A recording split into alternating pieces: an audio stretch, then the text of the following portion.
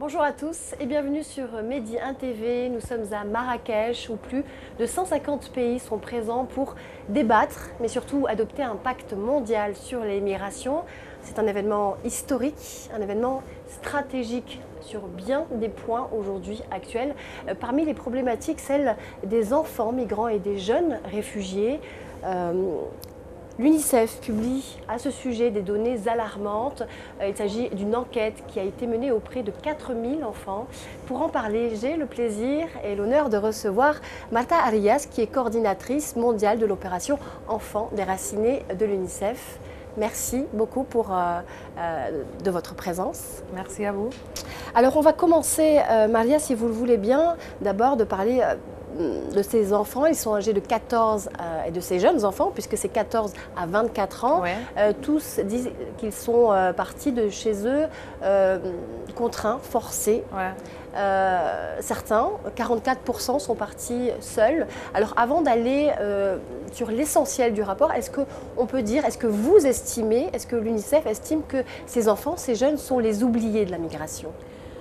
Bon, malheureusement, on peut dire que oui, parce qu'une des choses qu'on trouve le plus difficile pour faire notre travail, c'est qu'il n'y a pas beaucoup de données sur les enfants.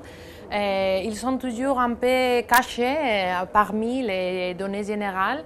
Quand ils voyagent avec la famille, ils sont comme partie d'un pack, alors pas comme individus spécifiques avec des besoins spécifiques. Et quand ils voyagent tout seuls, c'est encore plus difficile parce que souvent ça a été fait pour façon irrégulière et encore plus dangereux. Et alors on parle, je veux dire beaucoup, j'espère, sur les enfants migrants, mais il y a beaucoup moins de données, il n'y a pas beaucoup de données d'information. Et c'est pour ça qu'on a fait cette enquête. Alors vous parlez justement des informations Ouais. qui sont réduites. Comment a été faite cette enquête? Comment est-ce que Ouais. vous avez justement Ouais. collecté ces informations? Bon, pour faire ça, on a utilisé on peut dire une plateforme qui s'appelle YouReport, comme vous reportez, non? Et que c'est une plateforme que l'UNICEF utilise généralement précisément pour ça, pour faire des questions, pour poser des questions aux enfants, à la jeunesse, et pour comprendre qu'est-ce qu'ils pensent de beaucoup de choses, pas seulement sur la migration. C'était la première fois qu'on a utilisé ça pour faire une enquête spécifique sur la migration. Alors, on a fait l'enquête spécifiquement dans des pays qui travaillent parmi cette plateforme. Et il y a beaucoup plus de milliards de gens qui ont répondu, mais on a choisi que celui qui sont spécifiquement migrants ou réfugiés pour faire vraiment avoir vraiment une bonne information. Et c'est comme ça qu'on est arrivé à cette chiffre de 4000 enfants et jeunes migrants et réfugiés qui nous ont répondu. D'accord. Alors, le droit d'être entendu à l'écoute des enfants et des jeunes en mouvement, c'est le titre du rapport que l'UNICEF a publié, un rapport qui lève le voile sur une véritable souffrance des enfants, des privations, des difficultés. La liste est très longue. Est-ce que vous pouvez nous dire quel est le point névralgique du rapport? Qu'est-ce qu'il faut absolument retenir? Bon, on a parlé avec des collègues sur le rapport. Ce qui nous a impressionné, c'est les messages de solitude. Pas seulement solitude physique, mais solitude en général, parce que beaucoup d'entre eux parlent qu'ils sont voyagés seuls, comme vous l'avez mentionné avant, mais aussi on parle qu'on n'a trouvé personne pour les aider, qu'on n'a pas été capable d'accéder à les docteurs, non? Ou même à la classe pour aller à l'école. C'est pas 100%, non? Mais les chiffres sont vraiment préoccupants et ça veut dire qu'ils n'ont pas les réseaux pour les soutenir, même à niveau émotionnel, mais aussi de la santé, pour apprendre de l'éducation, etc. De base, les soins de base, les droits de base. Exactement. Ouais. D'accord. Alors, UNICEF publie ce rapport au moment même où se réunissent ici les dirigeants du monde entier pour signer un pacte historique, le pacte mondial sur les migrations. Est-ce que vous avez un message? Quel est le message que vous voulez leur délivrer?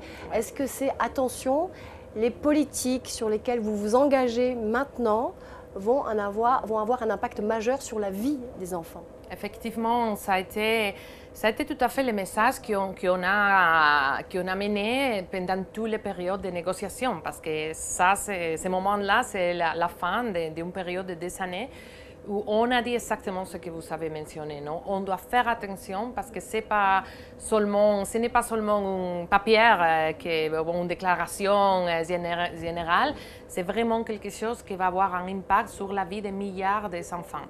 Alors, la deuxième partie, c'est nous sommes contents maintenant. Les textes du compact, il y a beaucoup de références aux enfants là-bas. Il y a des références au sujet par rapport à la détention, par exemple, que c'est important, par rapport à la nécessité de considérer les intérêts de tous les enfants. Alors tout ça, c'est vraiment important et on dit que c'est historique pour les enfants migrants.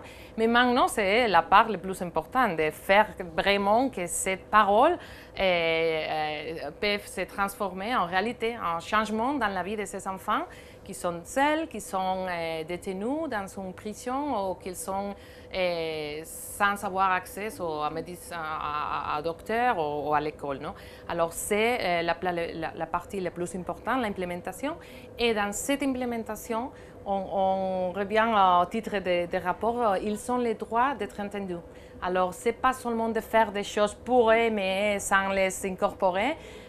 Pendant toute cette semaine, il y avait beaucoup de gens qui ont dit vraiment fort et clairement, on veut faire partie de tout le processus.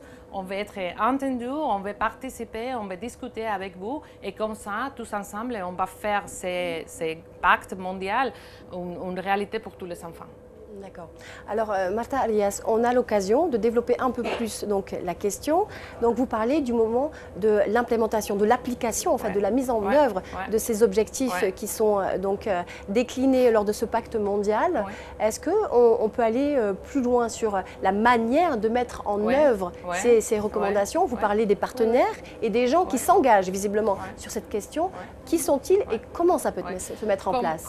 Quand vous l'avez entendu, cette jour, je suis sûre, il y a des discussions, on dit que ce n'est pas un pacte, on dit vinculant en français, ce n'est pas un pacte obligatoire. Contraignant, il n'est pas juridiquement contraignant. Exactement. Et ça, c'est important. Ce n'est pas juridiquement contraignant, c'est comme un manuel d'opération.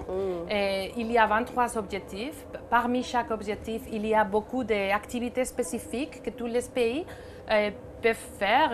Chaque pays peut choisir, je vais me focaliser dans cet objectif, dans cette activité. Alors, il y a, comme je l'ai mentionné avant, beaucoup d'objectifs et beaucoup d'activités qui ont référence aux enfants. Et ce qu'on veut faire maintenant, je vais vous poser un exemple. Par rapport à la situation des enfants qui sont détenus, qui sont en prison seulement pour être migrants, il y a des objectifs et des activités dans les pactes qui parlent de trouver des alternatives à la détention des enfants migrants.